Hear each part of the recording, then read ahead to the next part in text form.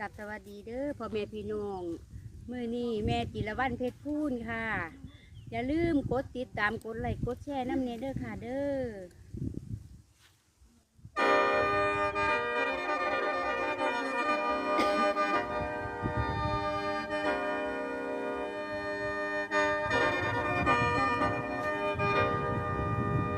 และมาบัดนี้ และสายลมตีไปพาวสาวท้องลาลุกขึ้นนั่งเสียงว่าโยป่าทำอยู่อ่ำเงินเหลืองทรงแกง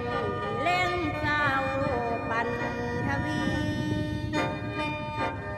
อายุนั่งระวังนี่มันคำลวงซ้อนสาว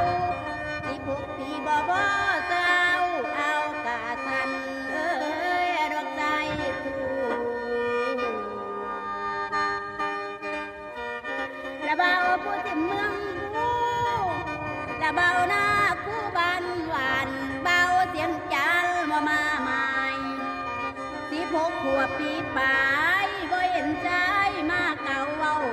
เวแรงเจ้าขึ้นนั่งเฮือนสุริยาคาเตือนจันทูขาดแสงสีเกิดจันทาลากีดังขาดแสงสิแรงพื้นพาเล่าหูมายืนกันแสงพระจันทร์จังมัวมืดดวงสตาขาดก่อนได้นอนกิ้ง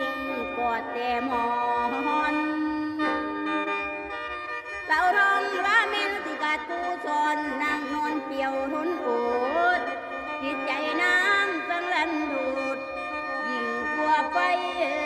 พันกองหายพ่อแม่ตายป่าหิมดำทิมมิมกำพร้าพอ